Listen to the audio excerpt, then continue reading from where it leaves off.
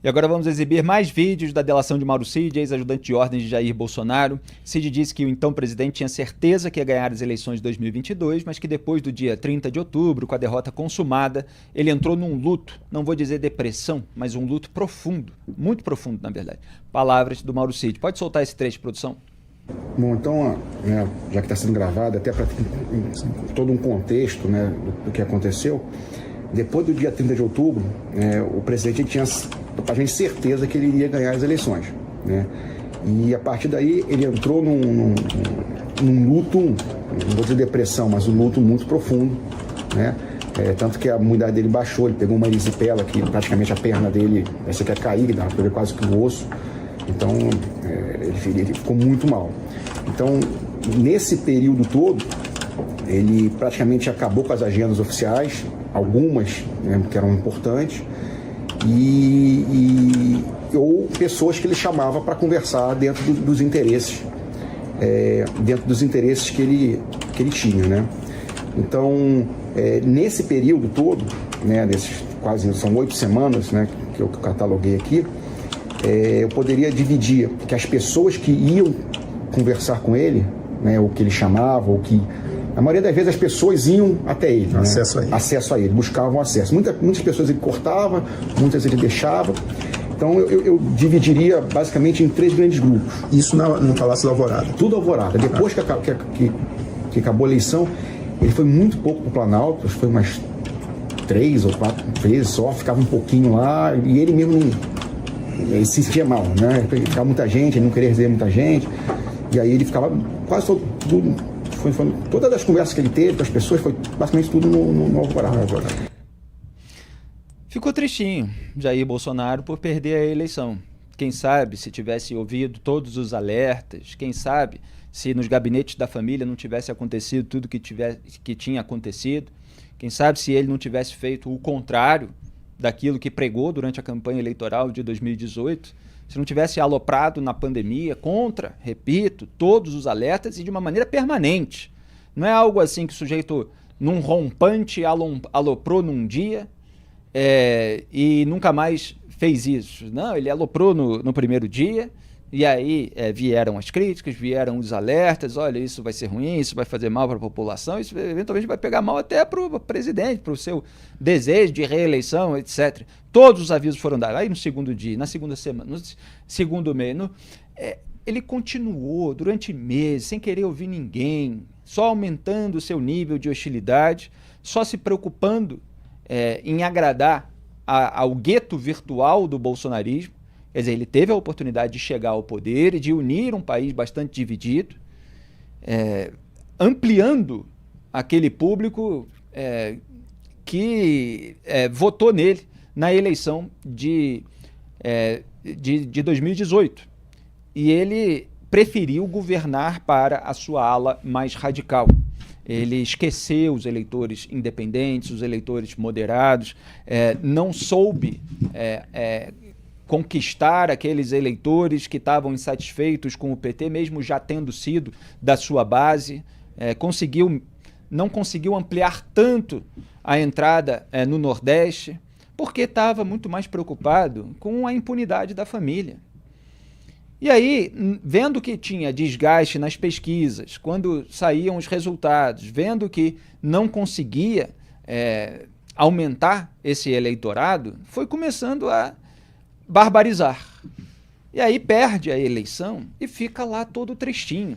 Só que fica todo tristinho, não isoladamente no seu canto, mas ainda com um discurso de que, não, vamos ver o que o povo pode fazer, as Forças Armadas vão fazer aquilo que o povo quiser.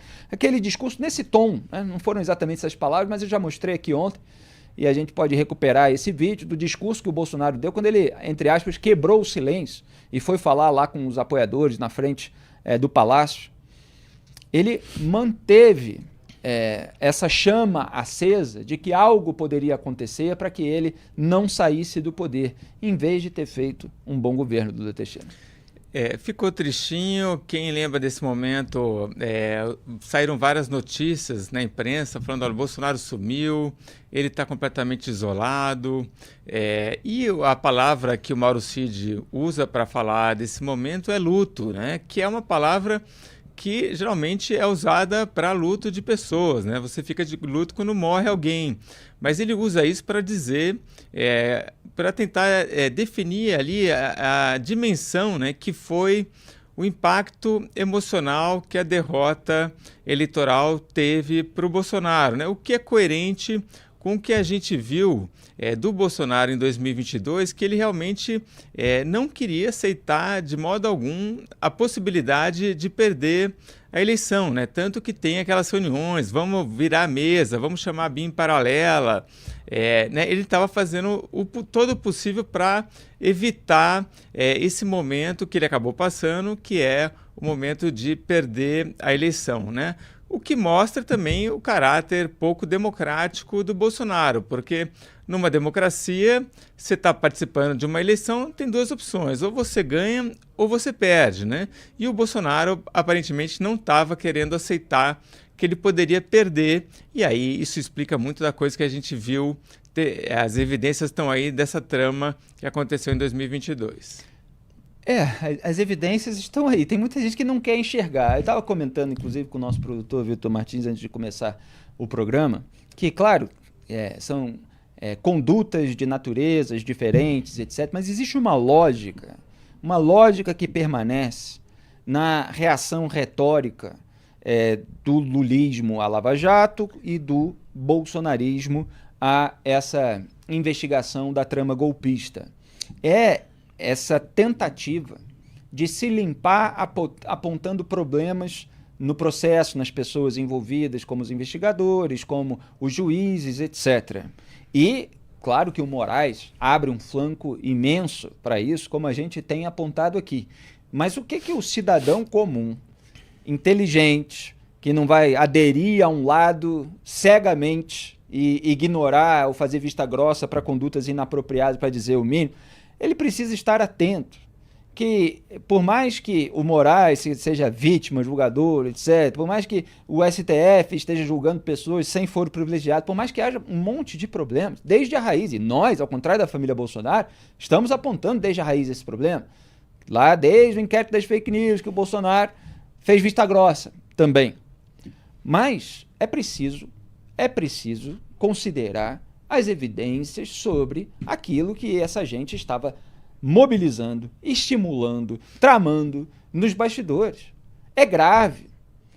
Então, tem muita gente, inclusive gente que foi ligada à Lava Jato, gente que hoje fica só na crítica ao Moraes, fica só na crítica ao Supremo Tribunal Federal. Vamos fazer todas essas críticas como fizemos ontem, ao longo do programa todo. Agora, vamos criticar também, inclusive, do ponto de vista moral, a conduta dos membros do governo Bolsonaro, inclusive do presidente. E muita coisa feia, muita coisa comprometedora apareceu no relatório da Polícia Federal, apareceu na denúncia do Procurador-Geral da República. Claro que se pode discutir a configuração de um crime específico, se pode discutir se a pessoa deve ser punida por esse crime ou por aquele.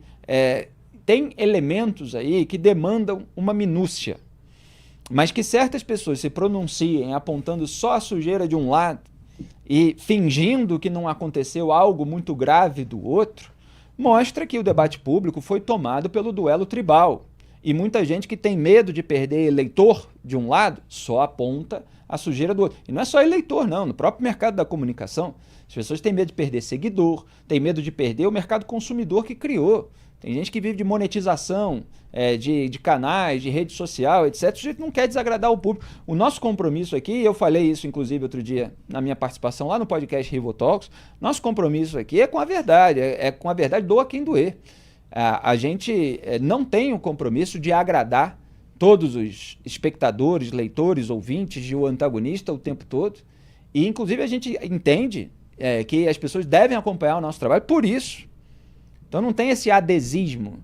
O que tem aqui é a imponência dos fatos. e eles precisam ser devidamente destrinchados, como a gente vem fazendo. Você quer acrescentar algo, Duda? Se o Bolsonaro não tivesse aceitado essa natureza do jogo democrático, ele não teria ficado de luto por semanas lá no Palácio da Alvorada e também não teria levantado suspeitas sobre as fraudes eleitorais, não teria feito reuniões com os militares, nada disso teria acontecido.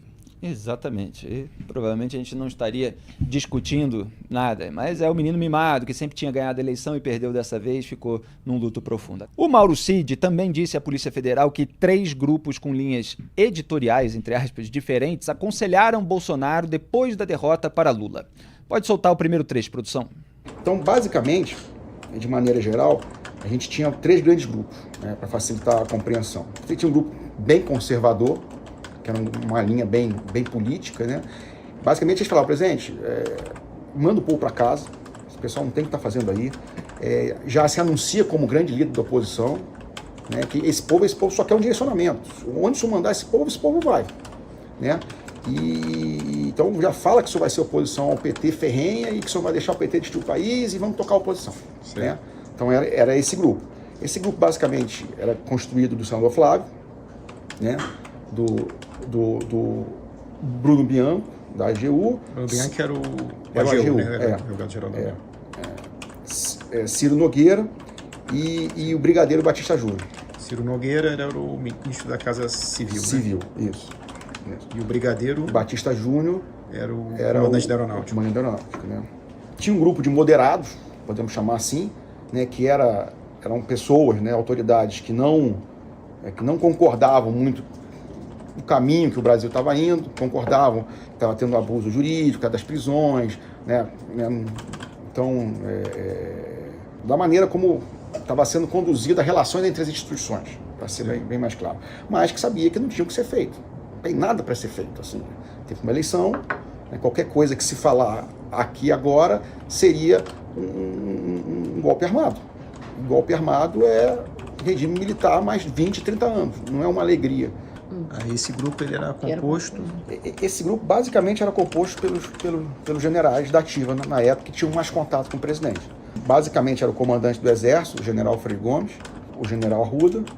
Na época ele era o chefe do DEC, e que depois virou comandante do Exército. Mas quem?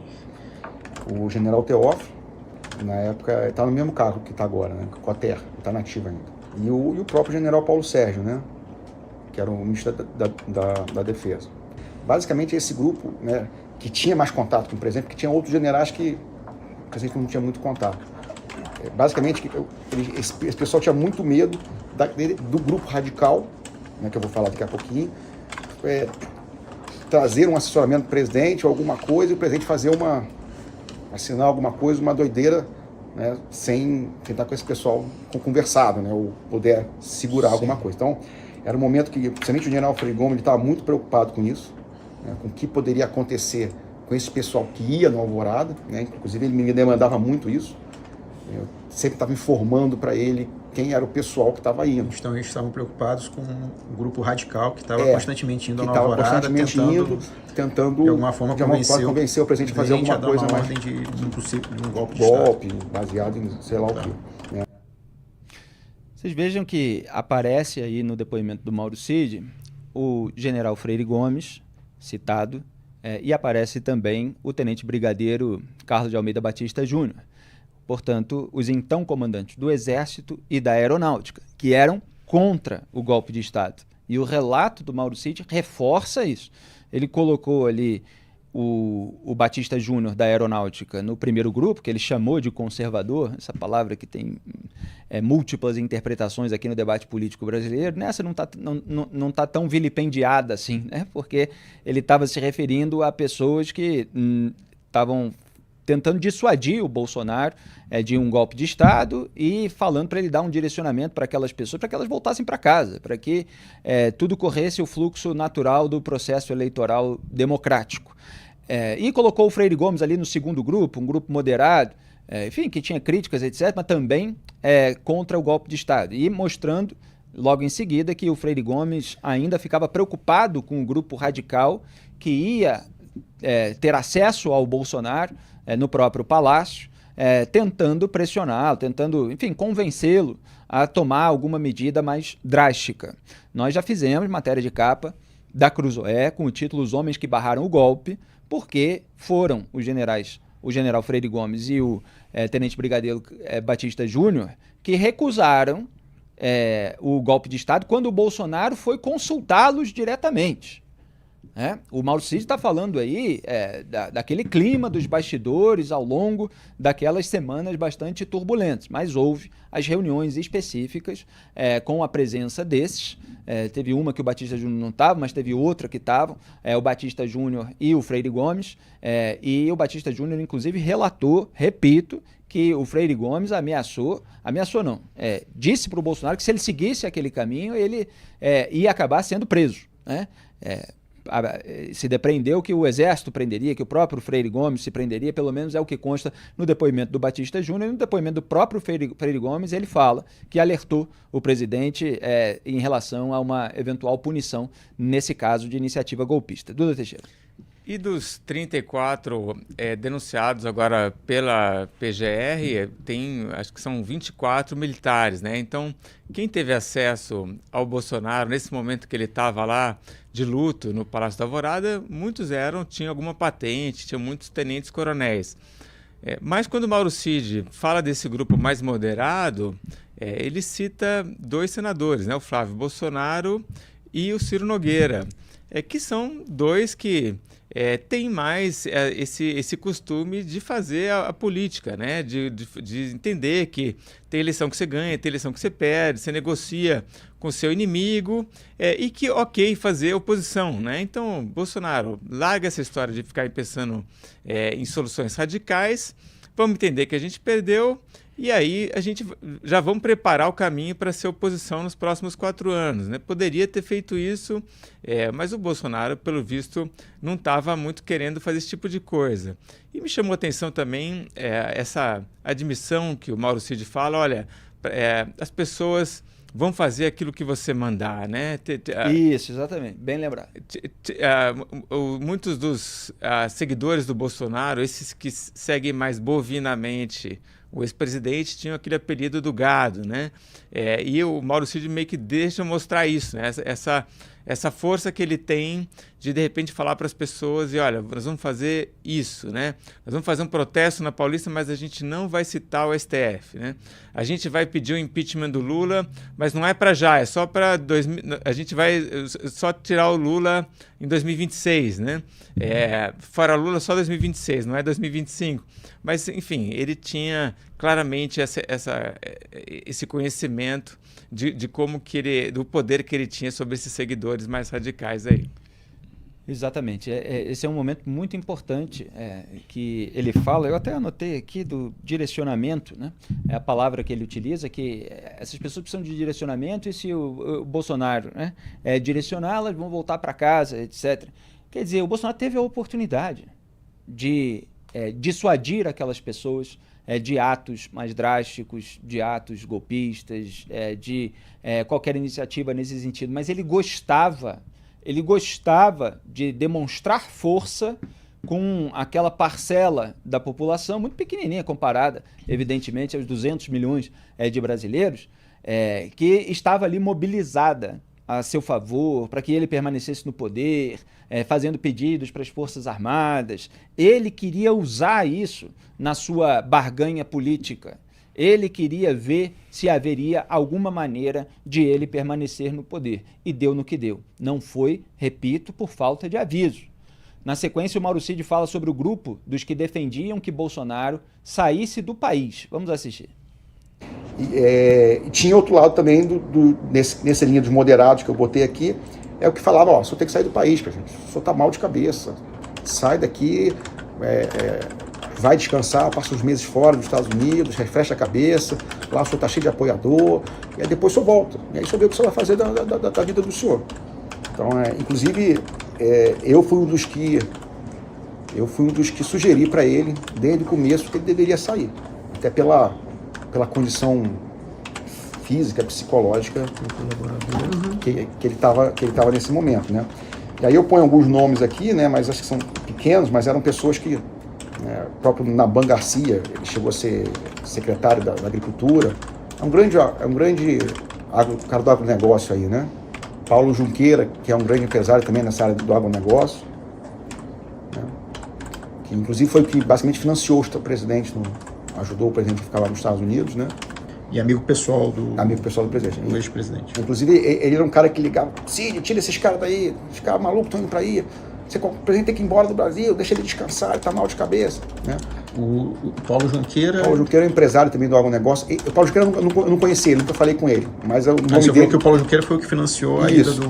que manteve ele lá nos Estados Unidos, ajudou a alugar casa. Paulo Junqueira, empresário do agronegócio. Ele eu nunca falei. Financiou a ida do ex-presidente para os Estados Unidos. E o próprio senador Magno Malta, que, né, ele começou um pouco radical, depois ele passou, quando ele viu como ele estava do presidente, ele passou para esse outro time, né? Esse é o time dos amarelões, Duda Teixeira? Pois é, eu estava pensando aqui, até então não estava aparecendo muito uma explicação do porquê, né, que o Jair Bolsonaro viajou para os Estados Unidos ali no final do mandato dele, né? Claro que ele não queria participar da cerimônia de posse do Lula, dia 1º de janeiro, mas também se falava ali que, de repente, ele quis evitar um possível envolvimento com o que poderia acontecer e acabou acontecendo no 8 de janeiro, né? Então, do tipo, deixa que a bomba explode, eu vou estar longe, né? Uma outra possibilidade. Mas quem acendeu o pavio, né? Quem acendeu o pavio? Porque eu acho muito engraçado, desculpa fazer esse parênteses, Duda Teixeira. Assim, não, Bolsonaro nem estava no Brasil naquele momento. Quer dizer, mas estava sempre estimulando, estava sempre mobilizando. Não estou falando aqui de julgamento sobre crime, configuração de crime. Estou falando do aspecto político, do aspecto moral, do aspecto da história dos fatos. Se você estimula, aí você sai na hora H e fala, não, eu estava longe. Ora, isso se chama cinismo. E o Duda Teixeira estava comentando aqui o trecho do depoimento do Mauro Cid. Eu fiz uma breve interrupção porque era a hora do intervalo e não podia deixar de registrar que você acendeu o pavio e depois está longe quando a bomba explode e aí falar assim, não, estava longe na hora H, é muita cara de pau. Diga, Duda. Bom, o Mauro Cid, então, ele traz uma possível explicação do porquê que o Bolsonaro foi para os Estados Unidos, que ele estava ali com a cabeça ruim, vai lá dar uma refrescada, então essa é uma explicação. A outra é essa do tipo, eu vou acender o pavio e sair correndo, né? A bomba que exploda quando eu estiver longe. Sabe outra... o que lembra? Aquela molecada que toca a campainha e sai correndo, né? Exato. A outra não queria participar ali da posse do Lula. Tem uma outra ainda que ele adora os Estados Unidos, queria ir para Orlando. Não foi para Disney, né? Mas ficava o tempo inteiro ali no supermercado. E agora, então são 4 explicações, mas elas não são excludentes, né? Talvez todas elas tenham aí um pouco de... ajudem um pouco a explicar por que ele acabou viajando. E agora vamos ao trecho em que Mauro Cid fala sobre o grupo formado por integrantes mais radicais. Pode soltar. E aí a gente entra no grupo dos radicais. Aí esse grupo, o que... Bom, esse grupo eu poderia subdividir em 2 itens, né, para ficar, né? Era um grupo que menos radical, digamos assim, mas que estava tentando achar uma fraude na urna, né? Tá. Vamos só. Então, dentro dos radicais teriam 2 linhas de atuação. 2 linhas de atuação. Um que queria encontrar de alguma forma uma fraude nas urnas eletrônicas, que vai tentar anular as eleições. Isso. E o outro que realmente dizia que o presidente tinha que fazer alguma coisa. Tem um povo na rua, tem os caras que queria dar um golpe de Estado. Que queria assinar um decreto, assina que o povo está com o senhor, assina que o CAC está com o senhor, e aí todo mundo vai atrás do senhor. Então era...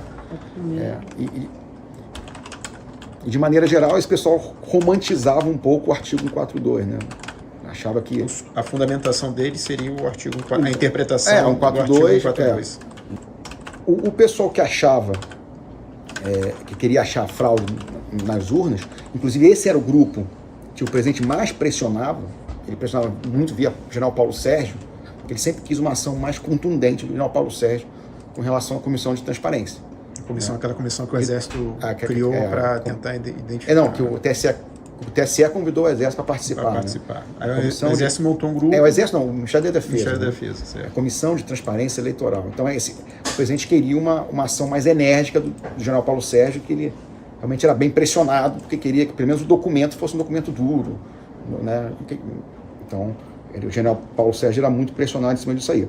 Então tinha uma equipe, né, que aí eu coloco, né, o general Pazuello, o próprio presidente do PL, o Valdemar, que contratou aquele voto livre, e uma equipe que o general tinha com ele, né? Tinha o Major Denícolo, tinha outras pessoas ali que estavam ajudando nessa compilação de... Então qualquer informação que chegava, porque foi um período que a gente recebia muita informação, a gente recebia informação de... Isso é após o segundo turno das eleições? Após o segundo turno. Então a gente recebia muita informação. Todo mundo vinha com denúncia de fraude. Tem fraude aqui, descobri isso aqui. E aí a gente recebia, normalmente ele recebia...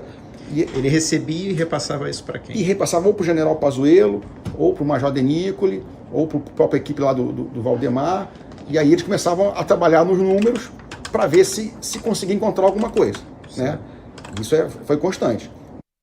Isso aí que o Mauro Cid chama de informação, é óbvio que ele não tem ali um vocabulário vasto e está no momento de depoimento falando de improviso. Não é informação, coisa alguma, é narrativa, que chega via WhatsApp para o Bolsonaro, que age ali como um tiozão do WhatsApp, obviamente interessado em manter o poder, e quer tirar daquelas narrativas alguma concretude, alguma relevância. Eles querem formar ali um bolo para que seja crível a narrativa de fraude nas urnas.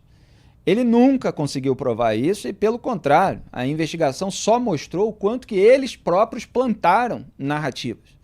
Então o Mauro Cid está dizendo, esse presidente recebia, os outros tentavam ali formar esse bolo. Né? Só que é um bolo que não se sustenta. Ele foi confrontado em todos os seus elementos. Duda, quer acrescentar? Isso aí também foi um erro do Luiz Roberto Barroso, ministro do Supremo Tribunal Federal, que convidou os militares para participarem dessa comissão para acompanhar o sistema eleitoral brasileiro. Os militares não tinham nada que ver dentro do TSE, são missões diferentes. A gente tem que prezar que os poderes da União são independentes, ainda que harmoniosos, mas que cada um tem a sua função, e os militares e essa turma do bolsonarismo usou só essa participação dentro dessa comissão só para buscar alguma coisa contra o sistema eleitoral, né? Não é que eles estavam ali realmente preocupados com as eleições brasileiras, eles estavam querendo achar pelo em ovo, né? Achar e depois pensando em publicar algum relatório, colocando em dúvida alguma coisa, né? Isso daí realmente foi um erro, espero que não se repita. A função de militar é defender o país. Defender o país não tem nada a ver com fiscalizar eleição. Muito bem, e a gente tem mais um vídeo em que o Mauro Cid cita o Felipe Martins como integrante desse grupo mais radical e fala também sobre a minuta golpista. Pode soltar. Aí tinha uma ala mais radical que realmente falava que o presidente tinha que fazer uma coisa. Tinha que ter uma ação. Basicamente era o Felipe Martins. Felipe Martins era o... que foi assessor internacional. Internacional dele. Isso. Ele tem cargo eletivo? Não. Ele foi assessor internacional do ex-presidente. Isso, era bem ligado com uma área mais ideológica do pessoal. Ele vinha com um jurista, que eu não sei o jurista, eu sei que esse jurista escreveu um livro sobre garantias constitucionais. Ele era acompanhado por esse jurista? Ele que trouxe o documento do presidente. O Felipe Martins. Ele junto com esse jurista, eles fizeram um documento do presidente. O que tratava esse documento? Esse documento, ele tinha acho que 10, sei lá quantas páginas de considerandos, onde ele retratava basicamente as interferências do judiciário no executivo, né? E aí era um decreto que no final dava um monte de ordem, né? Começava com... Na verdade, prendia todo mundo. Prendia Alexandre de Moraes, prendia os ministros todos, prendia Roger... Saia prendendo todo mundo. Era um decreto que determinava a prisão de ministros do Supremo.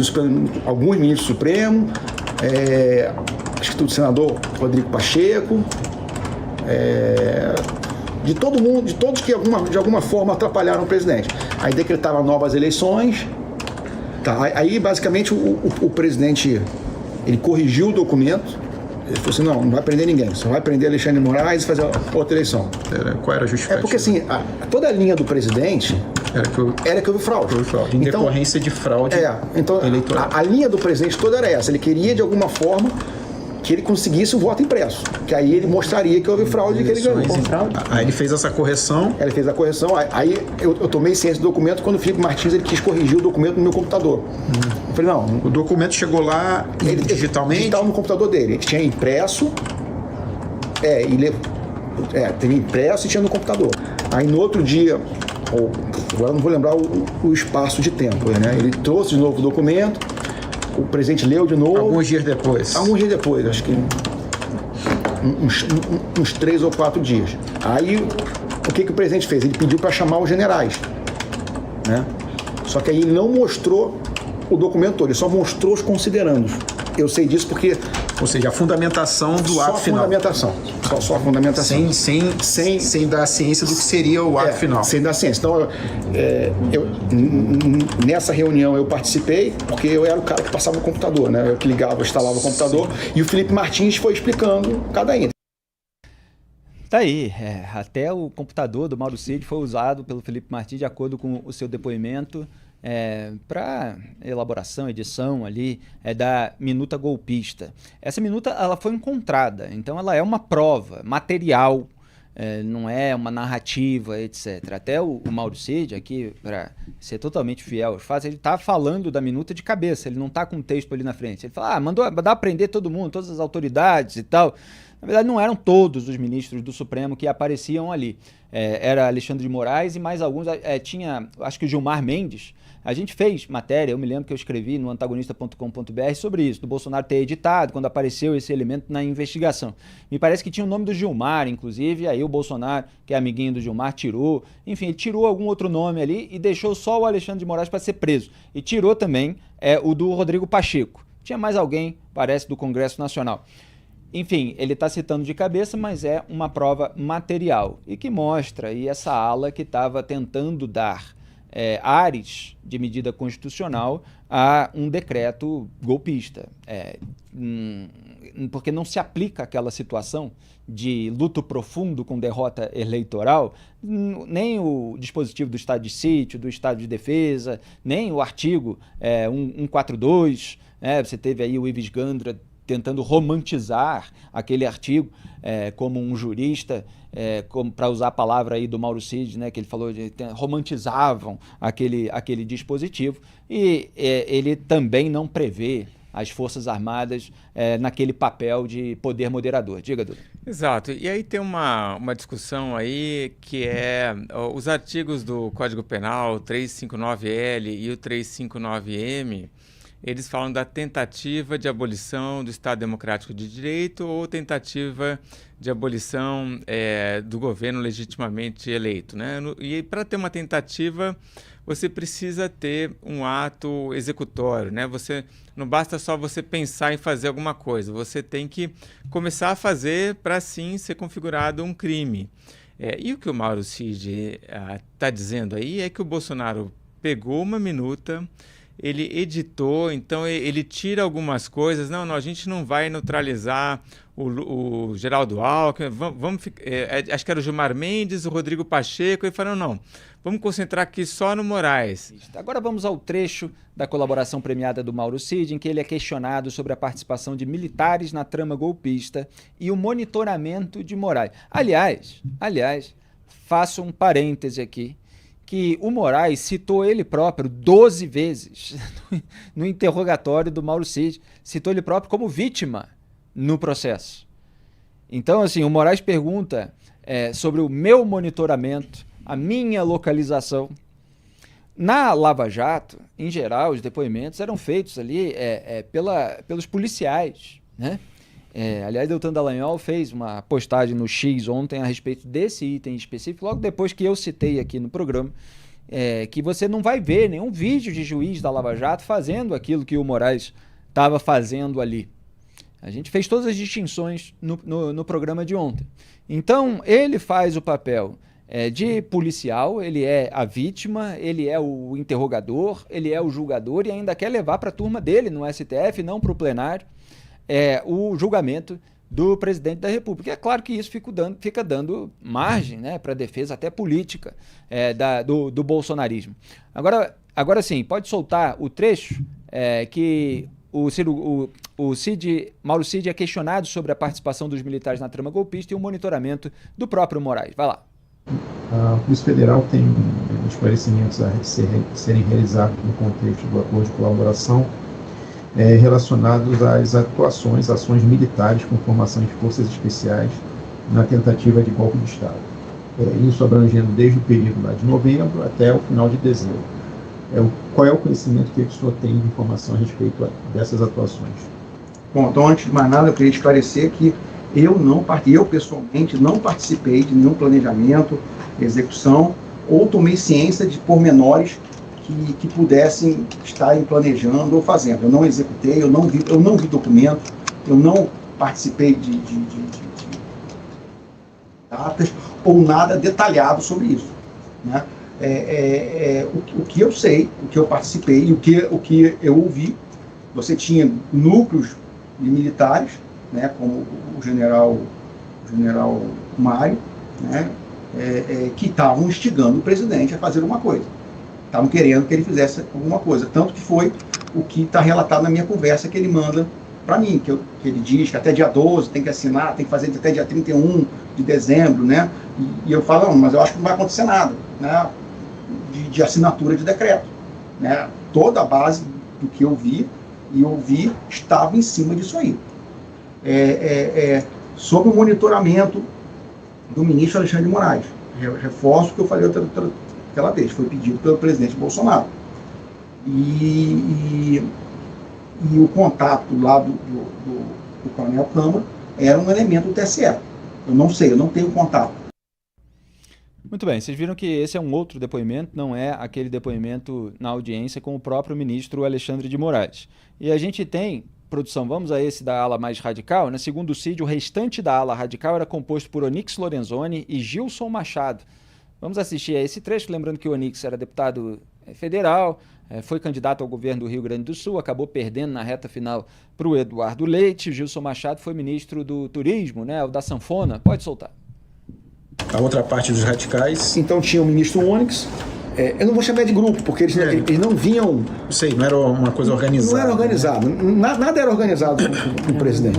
Né?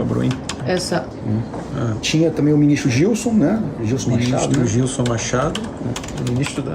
É o sanfoneiro? É o sanfoneiro, é o turismo, né? O ex-ministro do Turismo, Gilson Machado. Inclusive ele, é que eu não consegui encontrar a matéria do jornal, mas eu fiquei sabendo que foi ele. Ele vazou para a imprensa que eu estava querendo que o presidente saísse do país, que eu quero o grande incentivador do presidente sair do país, querendo me botar contra a ala ideológica. A ala ideológica, né? Tinha o senador Magno Malta, ele começou mais, só que depois que ele viu que como o presidente estava mal, né, ele passou para o lado de temos que cuidar da cabeça do presidente. Certo. Tinha o deputado Eduardo, o filho do presidente. Eduardo Bolsonaro. Mas também era estanque, né? Ele chegava, falava e ia embora, voltava 2, 3 dias depois. E tinha o general Mário. E o general Mário, acho que Mário Fernandes, né? Inclusive ele fazia pressão, ia falar com generais, ia falar com o general Freire Gomes. Tanto que o general, ele quase foi, mas ele era muito ostensivo. E a própria primeira-dama, né? Mas aí é muito mais desespero de mulher, né? Que quando ela viu a mudança dela sair, ela quase que pirou, né? Então, pânico. E aí, o que ela falou? Ela falava que a gente tinha que fazer uma coisa, Isso lá no final do... Já no final, já dezembro no final, ali. Né? Já que você abordou em relação ao general Braga Neto, nós identificamos algumas conversas ali nas mídias apreendidas, né? Que indicam também uma atuação dele nesse sentido. O que o senhor tem conhecimento em relação à ação dele em relação... O general Braga Neto ia todo dia falar com o presidente. Ele era o que mais falava com o presidente, de manhã e de tarde. E ele que tinha contato com os manifestantes. Ele que atualizava o presidente sobre as manifestações. Agora, então ele seria o elo entre as manifestantes e o presidente, ali no sentido de atualizá-lo. Né? Agora o que, assim, mas o que ele trazia, mas quando ele conversava comigo, eu não colocaria ele, assim, nas conversas que eu tinha com ele não colocaria ele no grupo de radicais. Ele era um grupo que estava como presidente, onde o presidente ia, ele ia. Teixeira, você destaca alguma coisa desse relato aí? Eu achei interessante ele colocar entre os grupos dos radicais tanto o Gilson Machado, que foi ministro do Turismo, quanto o Onyx Lorenzoni, que foi ministro da Casa Civil. E os dois, que eram os radicais, que estavam loucos para fazer um golpe, qualquer coisa na intervenção militar, depois eles são candidatos em eleições e os dois perdem. O Onyx Lorenzoni perde no Rio Grande do Sul para o Eduardo Leite, governo do estado, e o Gilson Machado perde no Recife, eleição municipal ano passado, de lavada lá para o João Campos do PSB no primeiro turno, né? Então, quando eles tentam depois jogar o jogo democrático, eles acabam se dando muito mal. E o Cid também afirmou que durante a reunião na Casa de Braga Neto, realizada em novembro de 2022, não presenciou a apresentação do plano para neutralizar Lula, Geraldo Alckmin e Alexandre de Moraes. Vamos acompanhar. A reunião depois na casa do general Braga Neto também. Claro, tá falando, não, tem que o povo está na rua, o presidente tem que apoiar o povo na rua, e não sei o quê. O general Arruda tinha que fazer isso, o general Teófilo tinha que fazer aquilo, o general Braga tinha que fazer, mas não houve, até o momento que eu fiquei, porque depois eu saí, eu já falei isso na outro depoimento, que tinha aquela reunião, tinha o link, né, só lembra? Né, que tinha reunião lá, que foi com o senador, eu acho. Né, até aquele momento, ninguém botou um plano de ação. É esse ponto que eu quero deixar claro. Ninguém chegou com um plano e botou um plano na mesa e falou assim, não, nós vamos prender o Lula, nós vamos matar, nós vamos espionar. Eu não sei se tem mais embriões, mais gente. Tanto que eu não estava em nenhum grupo desses. Eu não estava nem na lista de cargos que iam ser feitos depois. Eles estavam usando material meio do exército para fazer as coisas. Então, assim, se tinha mais gente incluída, se tinha menos, não sei. Eu estou falando, eu não sei, eu não participei de nenhum planejamento detalhado de nenhuma ação. O meu mundo era o mundo do presidente. Eu não estou mentindo, não estou omitindo, não estou... Eu ouvia o general Braga Neto, não, tem grupos que querem a cabeça do ministro, tem grupos que querem isso, a gente ouvia. Ele fala, mas eu nunca, pô, general, que grupo tem isso aí? Deixa eu participar. Não tinha. O meu mundo era o presidente. O meu mundo de ação era o presidente. Eu estou falando a verdade aqui. E agora vamos ao trecho em que o Mauro Cid é questionado a respeito da relação do governo Bolsonaro com o argentino Fernando Serimedo, que fez uma live com mentiras sobre as urnas eletrônicas. São mentiras, sim, muitas delas plantadas ali pelo próprio pessoal bolsonarista e já devidamente refutadas. Eu sei que tem muita gente que ainda guarda muita desconfiança, mas isso foi mostrado tintim por tintim ao longo do processo. Inclusive, nunca é demais lembrar que o PL, o partido ao qual o Bolsonaro é filiado, é aquele que formou pelo mesmo sistema eletrônico a maior bancada de deputados federais da Câmara. Pode soltar esse trecho. Coronel, vamos abordar um pouco agora a participação do argentino Fernando Serimedo, né, naquelas publicações, divulgações de informações falsas sobre o sistema eletrônico. Quem que repassava essas informações para o argentino Fernando Serimedo? As informações falsas ali sobre o sistema eletrônico de votação, quando ele começou a publicar aquelas lives após o término das eleições presidenciais. Bom, esse fluxo de informações eu não participei nem acompanhei, mas basicamente eu sei que quem tinha contato com ele era o Denícolis. O Major Denícolis tinha contato com ele e conversava, né? Então as informações seria um contato. Deviam fluir via voto livre, passando por ele e chegando lá. O Denícolis tinha contato com o pessoal do Instituto Voto Legal? Tinha. Com quem que ele tinha? Com o Carlos Rocha. Carlos Rocha, tinha contato com o Carlos Rocha. E o Denícolis, qual que era a função do Ângelo Denícolis ali na presidência da República, ali, principalmente após o segundo turno? Ele não tinha nenhuma função institucional. Nenhuma função, não. Mas ele estava presente lá. Ele não ficava na alvorada, ele ia poucas vezes na alvorada, mas ele recebia as diversas denúncias que chegavam sobre urna.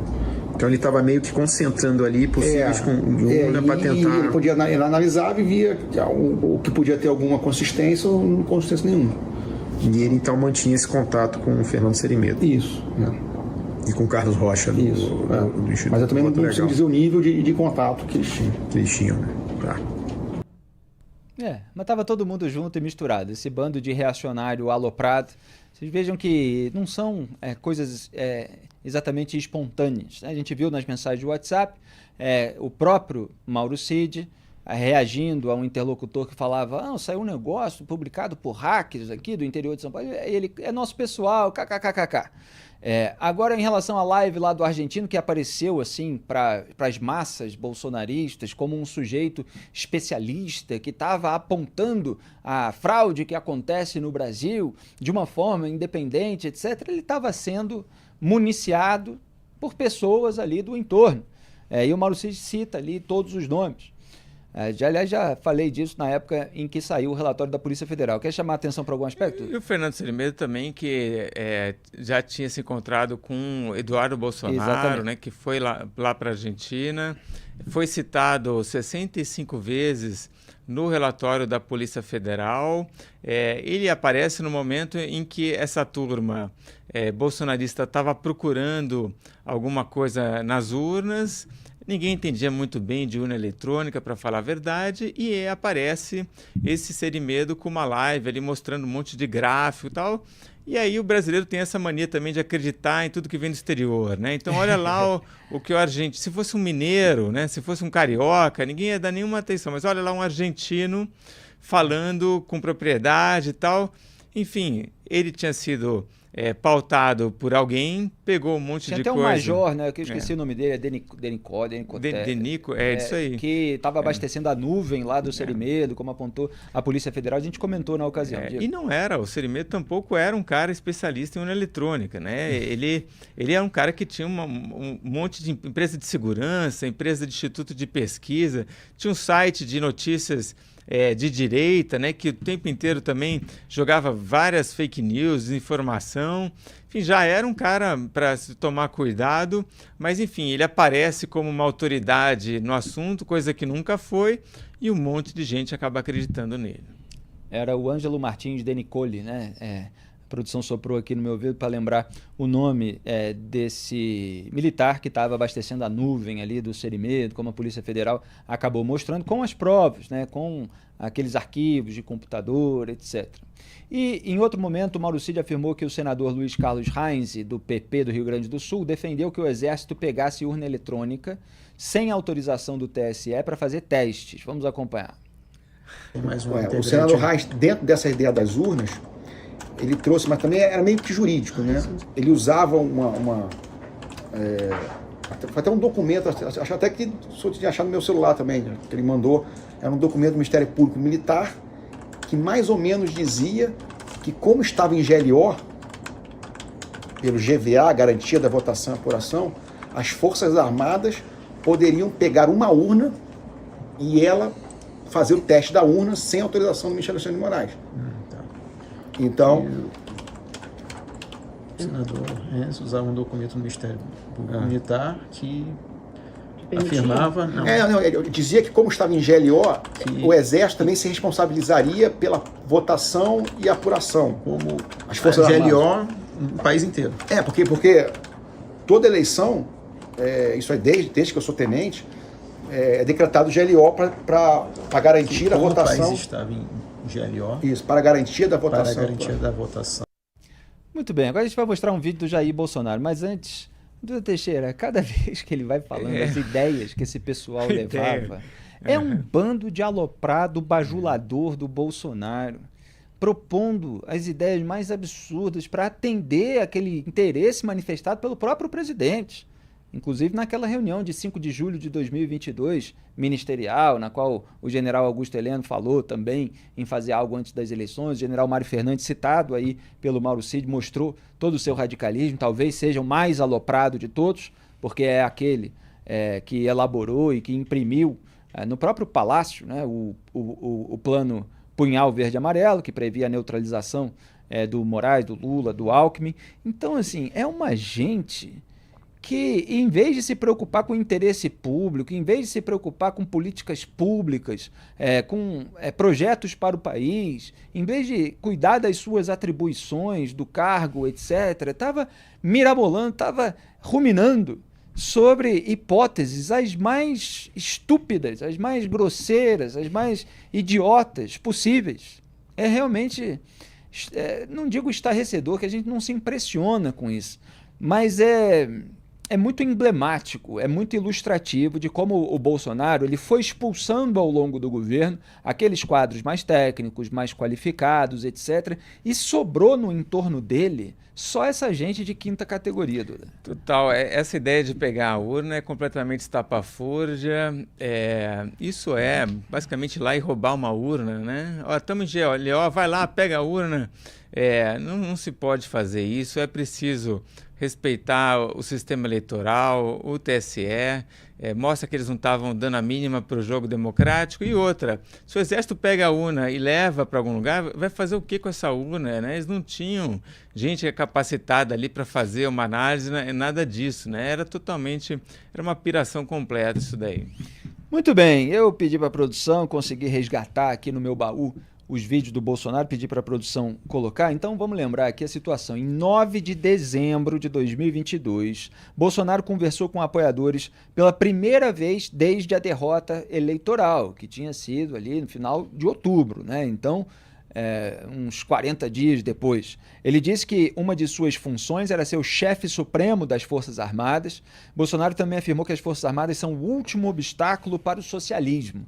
Quer dizer, ele manteve com essa retórica aquela mobilização em vigor. Vamos relembrar. Tenho certeza, entre as minhas funções garantidas na Constituição, é ser o chefe supremo das Forças Armadas. Viva! Amém! Glória a Deus! Silêncio! As Armadas são essenciais em qualquer país do mundo. Sempre disse, ao longo desses 4 anos, que as Forças Armadas são o último obstáculo para o socialismo. As Forças Armadas, tenho certeza, estão unidas. As Forças Armadas devem, assim como eu, lealdade ao nosso povo, respeito à Constituição, que são um dos grandes responsáveis pela nossa liberdade. Quantas vezes eu disse, ao longo desses 4 anos, que temos algo mais importante que a própria vida, que é a nossa liberdade.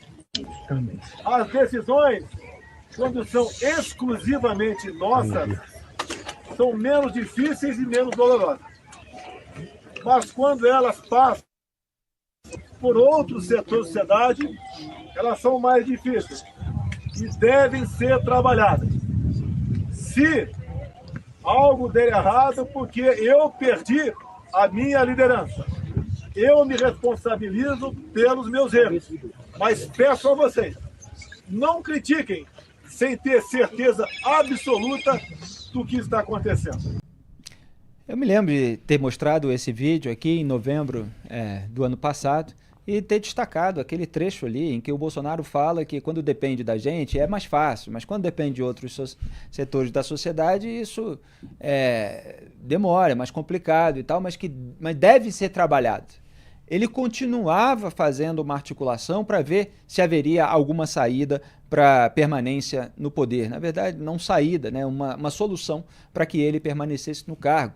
E, em vez de chegar ali para os apoiadores e falar, gente, acabou, perdi a eleição, é isso, todo mundo para casa, vamos fazer oposição aí ao governo Lula, temos diversas críticas. Não, essa postura, o braço para trás, parece um tutorial de como mobilizar as pessoas em favor de um golpe de Estado, sem dizer isso com todas as letras, dando algumas insinuações, fazendo algumas mensagens subliminares, mas às vezes deixando escapar, né? Deverão ser trabalhadas, porque dependem de outras pessoas. Enquanto estava havendo toda aquela articulação cujos elementos apareceram na investigação e a gente já apontou aqui.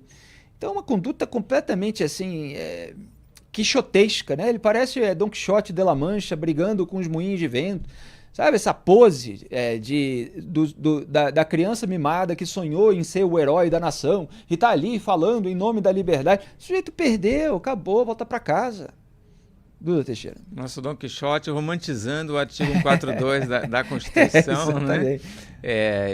Se a gente imaginar que essa declaração que ele faz vem logo depois dessa reunião que eles tiveram com os 3 chefes das Forças Armadas, é muito fácil entender, né? Ele fala, o presidente é o chefe supremo das Forças Armadas. Então, ele convoca os 3, mas nem tudo, às vezes, acontece como a gente quer, né? Então, a gente tem o Caio Freire Gomes e o Batista Júnior fala, não vai ter golpe. Mas, se isso acontece, porque eu perdi a liderança. Então, a gente continua ali tentando um jeito para contornar a situação, né? Fazer com que eles obedeçam o presidente, que é o chefe supremo das Forças Armadas.